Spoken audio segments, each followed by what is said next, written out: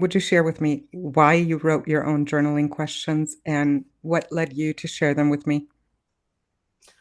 Yes, well, the first part is because I was frustrated with what the commercial journal offer was, which was essentially questions that seemed to me quite superficial about gratitude, a very important thing, but not enough, in my view, and about setting objectives and affirmations for the day. And I found that a little bit cheesy and a little bit superficial, like skating over the surface. So I wanted questions that really challenged me to think about aspects of my life, from family to friendship to relationships to money to work. And I began writing questions which I wanted to answer. And I began to find that such an interesting process to sit down every morning and really tackle these tough questions, not always easy to delve into myself, but I found it such a thrilling and rewarding experience compared to skating over the surface that I did what I always do as a teacher in a way, which is to reach out to people and say, hey, I'm finding this really quite cool. I think this could be something that would interest you as well. Question. Did you write all those questions first, or did you write them as you were going? No, I wrote a bunch of questions. Um, I tend to divide life into, and we'll come to this later on, into 8 different kind of categories involving things like health, work, spirituality. And I wrote myself a bunch of questions in each category, the kind of questions that nobody has ever asked me. Um, if we take, for example, friends as a category, nobody's ever asked me what is the key quality that unites all your friends across different countries. And I found that quite an interesting thing to do because you're a friend. I've also got close friends in Spain, in Sri Lanka, in in the States, and in many other countries. And they're very different personalities, different cultures, but they all have something similar. So I just wanted to answer that kind of question. And I wrote a whole bunch on each of the categories. So I ended up with about 80 questions, about 10 questions in each one. And how did you feel when you saw those questions for the first time? I mean, they were my questions written for me, but did they also speak across the gender gap, the age gap, which is not hugely significant, but nevertheless, and the culture gap, given that you're an American, I'm a Welshman, that kind of difference? Given that I'm a parent, you're not, Absolutely. right? Given that you're wise and mature, and I'm neither of those two things. Well, um, to be honest, first I saw it as an exercise into your soul.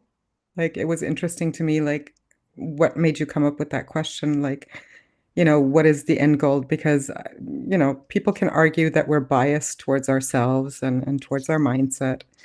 But as I was going through them and as I was kind of like dissecting your soul without you knowing, I realized that those questions really did something with me and got me to think. And I found myself, jotting down notes, and um, it was unexpected what it did to me. And I just felt like I want to come back for more because it allowed me to not have it all figured out.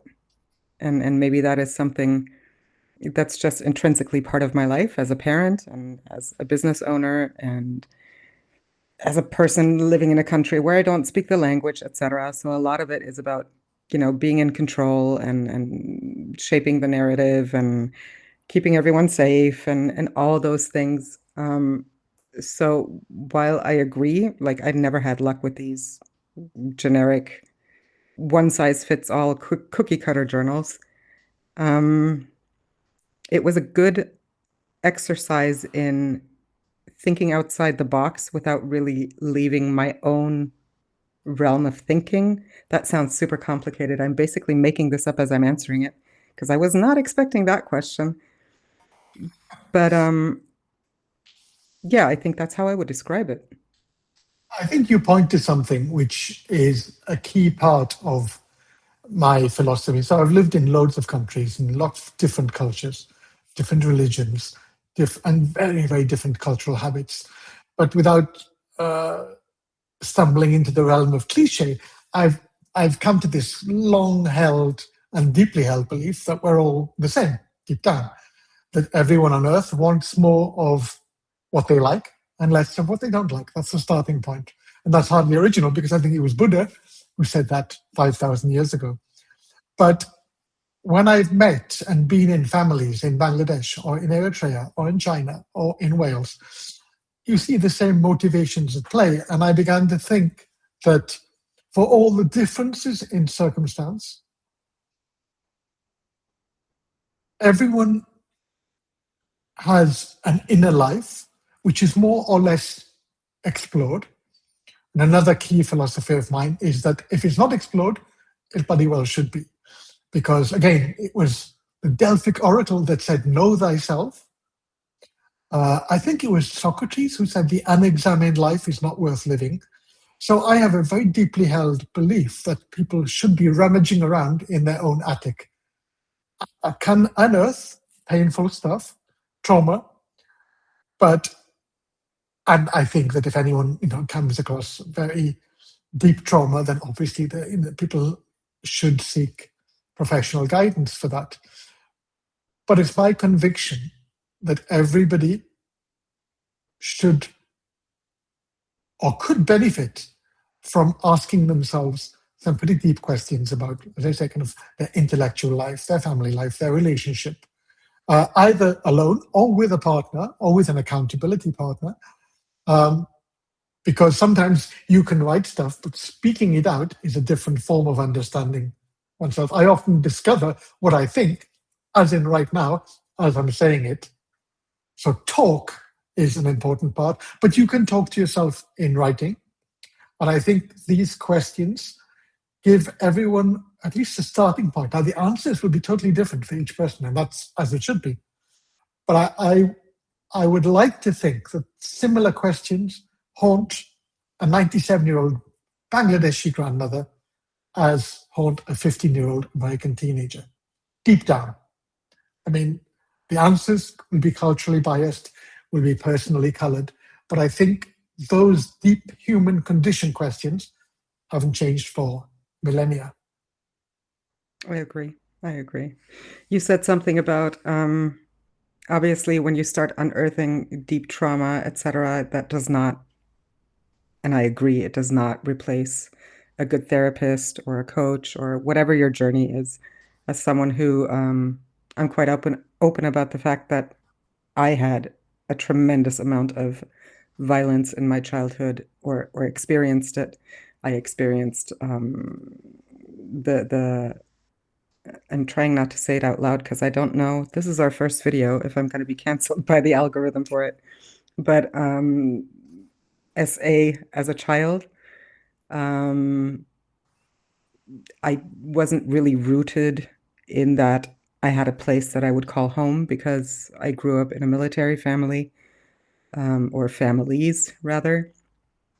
So I've done my fair share of spending time with therapists and coaches and everything in between. But I will say it was those years where I probably journaled the most and where it was the most cathartic, Yeah, bilingual. yeah, absolutely. Um, Yes. it was different in that it felt more like homework because obviously after the talking sessions, I left their office and I was by myself and sitting with whatever we had unearthed. And that's where my journal back then really helped me. But I will say, and I don't know if I regret it, but those are some of the journals that I've thrown away over the years. Mm, mm. Um, Not so much because I wanted to get rid of them, but because they were cullable, with moving across countries and traveling so much and whatnot. But yeah. I've been in exactly the same place. And I would say that even though I had a very rooted childhood within a nuclear family, and so a very different earlier experience, I found my way into the thicket of mental health problems into my 40s and especially 50s. And now I'm 61. And I've been right down there in the depths of despair. And I think that journaling helped me also, I did seek professional help and got it, and I'm very grateful for it. But I think that as a sustainable practice, of all the hours in the week, the 167, when you're not talking to a professional, that's when a lot of the hard work takes place. A bit like learning a language. You go to your language class, but it's the study outside the class that really takes you forward. And I think that I would say I've never had a bad experience through writing down my own thoughts. And I think if somebody has such a raw or traumatic childhood, then they will know about that, as in your case. And I would imagine that professional help would be the first port of call, not the last resort. But that once that has been addressed, I can't imagine a single circumstance in which laying out what you think, reflecting, bringing things to the surface can do you any harm. And I can think of a million cases in which it would do you a lot of good. And this has been a theme for decades in my life, because when I did a master's in education, my thesis was called Turning Habits into Choices. I don't know where that phrase came from, but I think I made it up. And that was specifically directed at teachers and their habitual behaviors year after year after year in the classroom.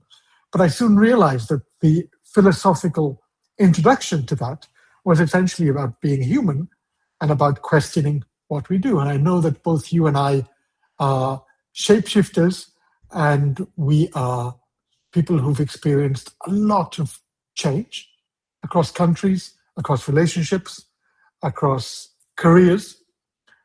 And I think that that trajectory, certainly in my case, and I think it's probably the same for you, has been vastly facilitated by the ability to reflect, whether on paper or through thinking, and to think, where am I? What am I doing? How happy am I? And rather than just kind of rolling along and putting up with it and saying it is what it is, which is what I hear very, very often in life, I can then think, well, yeah, but is it what it could be? And what do I have to do to take it from what it is to where I want it to be? Which comes down to, again, a belief, I think, deep down, that as humans, we are not perfectible, not in the kind of tech bro hack sense, but certainly improvable, and that life is what you make it. I mean, these are all cliches and song titles, but I think there's a lot of truth in that. I mean, would you say that you believe also that life is a project which you have to keep on working on? Or is it something that's kind of given to you and you have to deal with it? I do think so. I think we are within our lives a lot more powerful than we give ourselves credit for or allow ourselves due to. I mean, sometimes people are afraid of taking that responsibility of acting responsible and taking that accountability. Sometimes it's easier to just say it is what it is, right? And that was certainly part of my. I hate that word because I don't feel like I was broken or anything, but that was part of my healing journey, which is a work in progress, always is, because I change, I make mistakes, sometimes fall back, as we all do. But I think what journaling does is rather than spinning those thoughts around in your head and kind of like, cooking that stew up that you can't get out of, I think journaling allows an inner dialogue. There's the concept of thinking on paper. You've briefly mentioned that. I think there's a lot of merit to that. And I take pride in, like, just for myself. I don't, it's not like I run around and boast about it or something, but it makes me feel really good. And I feel empowered when I can sit with myself and my notebook and my pen, and I can dissect or stomach or ponder, whatever it is that I need to do at that moment, and I can find my own answer to whatever it is that's bugging me at that moment. And then I can own it. Like, I can own my healing journey. Yes, I've had people by my side who have helped me. I've had friends, and family members and my therapists, and I had two brilliant coaches over the years.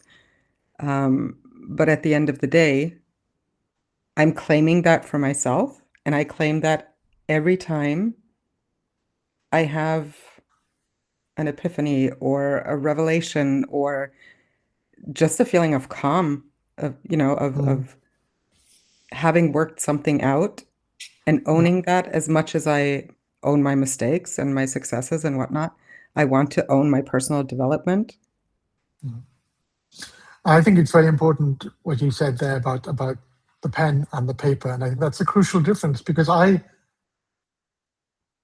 personally find it quite difficult to think, just to sit down and do the thinker pose and think my way out of anything because I tend to suffer, like most humans, from what Buddhists call the monkey mind, which just scampers everywhere.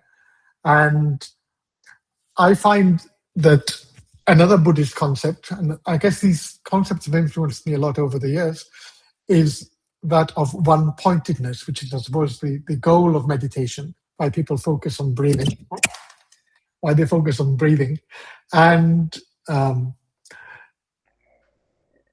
one pointedness is putting all your focus into one thing. And I find that the nib of a pen, which is literally a point, is the perfect metaphor. And so writing, I'm far more logical and coherent when I'm writing. And I think a single point of a nib over 10 fingers, which are flying on the keyboard, for me adds an extra dimension. I won't say that you can't think on a screen, but I think there's definitely an extra mechanical dimension brought to it by writing with a paper on with a pen on paper, feeling the words come out, feeling the pressure of the pen, and I would claim that as an extra added dimension. Well, I So think writing there's on his also the time yeah, factor, right? Because writing by hand takes so much longer.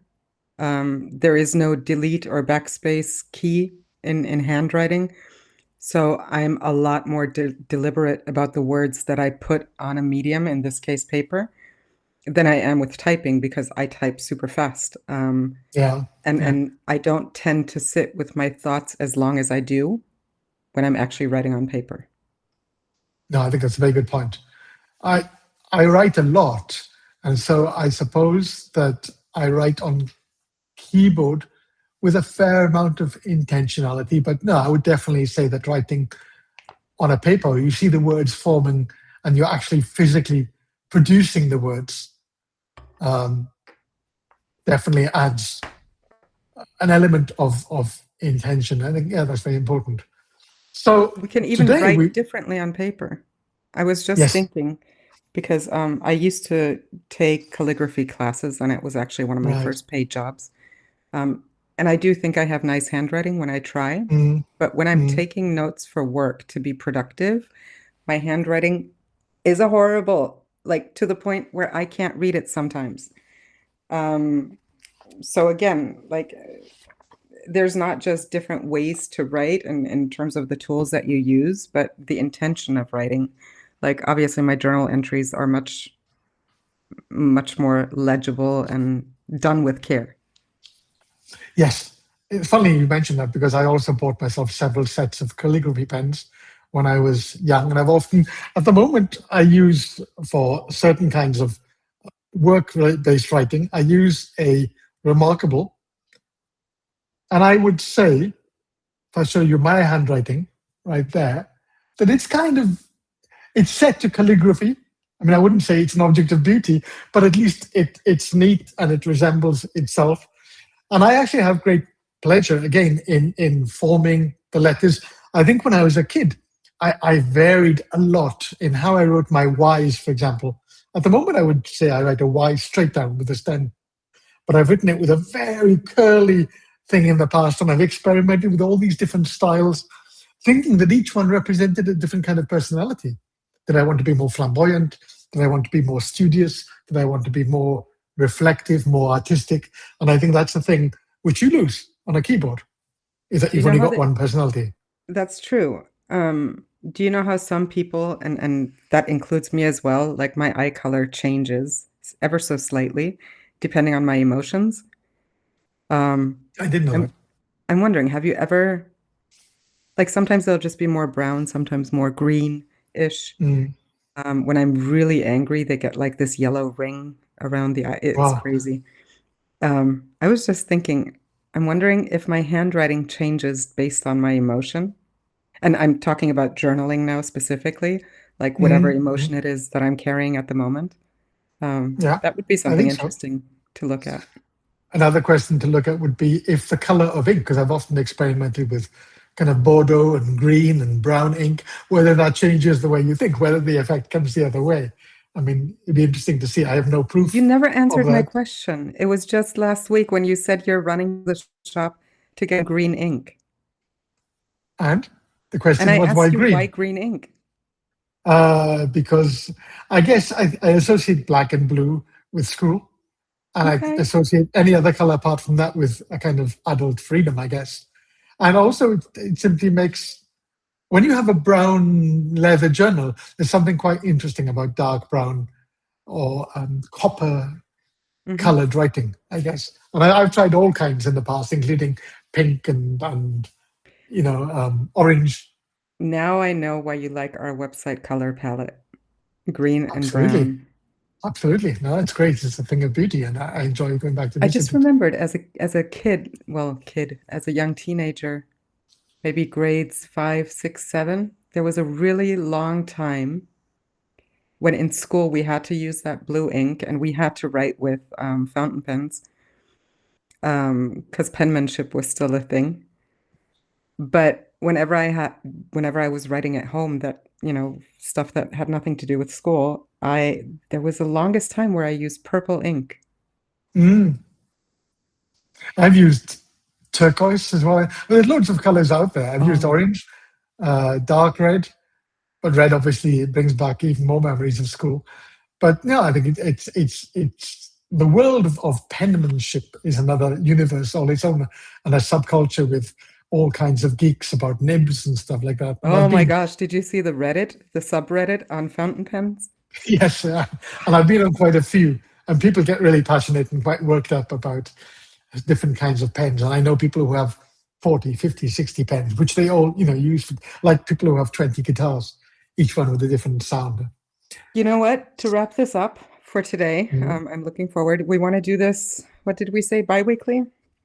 sure. But to wrap it up for today, last night I discovered a social media platform in Europe that is all about basically they verify each post. If it carries a claim or a headline or something, it verifies it on the spot, and then you can like open the verification um, scoreboard, I guess, and it like gives you links from where it got, whether or not it's verified or not.